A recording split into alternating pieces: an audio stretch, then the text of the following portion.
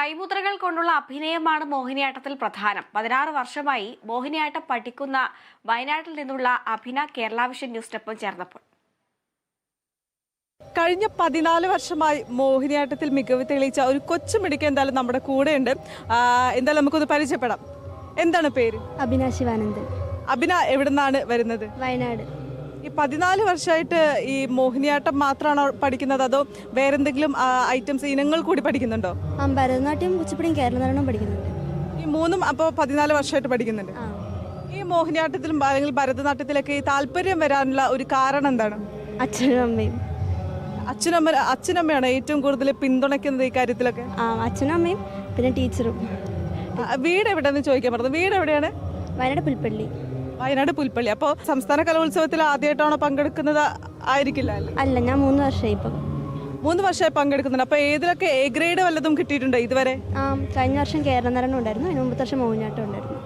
അപ്പോൾ അതിൽ 2 A grade എന്തായാലും കരസ്ഥമാക്കിയിട്ടുണ്ട്. അപ്പോൾ ഇത്തവണ എ ഗ്രേഡ് കിട്ടുന്നതിൽ ഒരു പ്രതീക്ഷയുണ്ടോ? ഉണ്ട്, വളരെയധികം പ്രതീക്ഷയുണ്ട്. അപ്പോൾ നമുക്ക് പരിചയപ്പെടുത്തേണ്ട ഒരു കാര്യമുണ്ട്. അപ്പോൾ അഭിനെ തന്നെ പരിചയപ്പെടുത്തണം, ഇത് ആരാണ് എന്നുള്ളതൊക്കെ.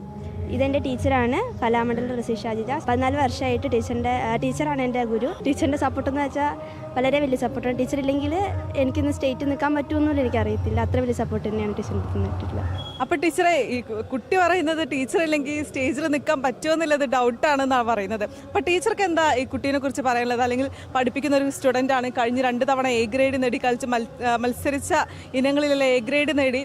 ഇത്തവണ എ ഗ്രേഡ് കിട്ടുമെന്ന് പ്രതീക്ഷിക്കുന്നുണ്ടോ?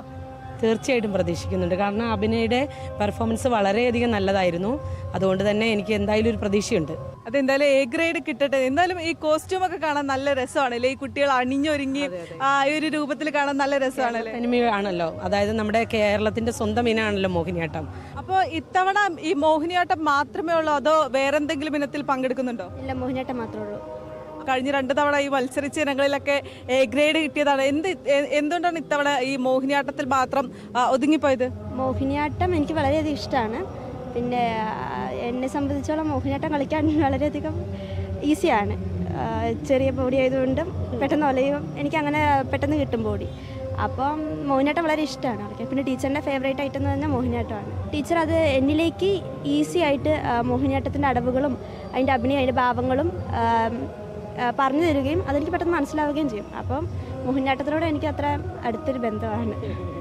അപ്പോൾ ടീച്ചർ പഠിപ്പിച്ച കുട്ടി ഇപ്പോൾ അഭിന മാത്രമേ ഉള്ളൂ ഈ സംസ്ഥാന സ്കൂൾ കലോത്സവത്തിൽ പങ്കെടുക്കുന്നത്, അല്ലെങ്കിൽ മറ്റേതെങ്കിലും വിദ്യാർത്ഥികൾ പങ്കെടുക്കുന്നുണ്ടോ? ഇന്നലെ ഹൈസ്കൂൾ വിഭാഗം മോഹിനിയാട്ടത്തിൽ അക്സ മെരിയ ബിനു എന്ന കുട്ടി പങ്കെടുത്തിട്ടുണ്ടായിരുന്നു, എ ഗ്രേഡ് ലഭിച്ചിട്ടുണ്ട്. അപ്പോൾ ടീച്ചർ പഠിപ്പിച്ച എല്ലാ കുട്ടികൾക്കും എ ഗ്രേഡ് കിട്ടുന്നുണ്ട് കേട്ടോ. അതെന്തായാലും എൻ്റെ മോളും പങ്കെടുത്തിട്ടുണ്ടായിരുന്നു.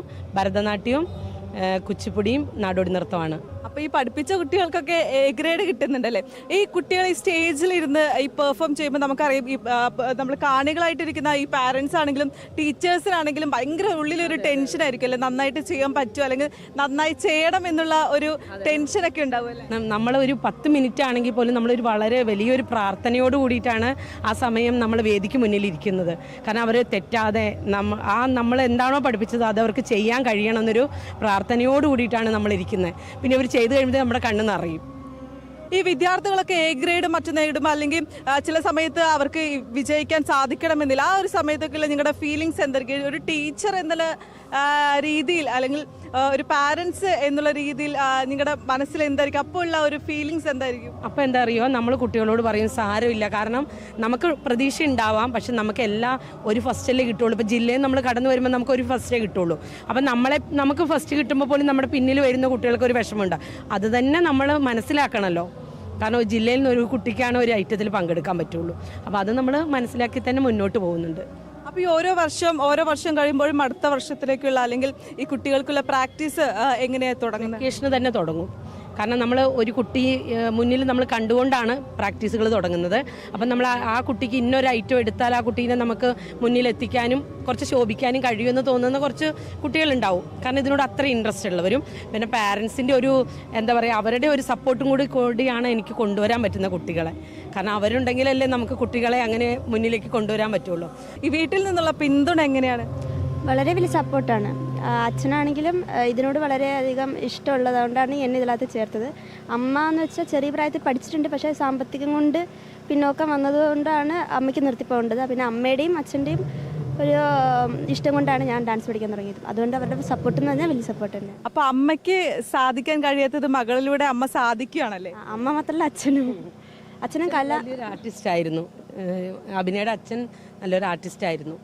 അച്ഛൻ എന്തായിരുന്നു പ്രധാനമായി ചെയ്തിരുന്നത്? അച്ഛൻ നാടകത്തിൽ അത്യാവശ്യം ചെയ്യുന്ന ഒരാളായിരുന്നു.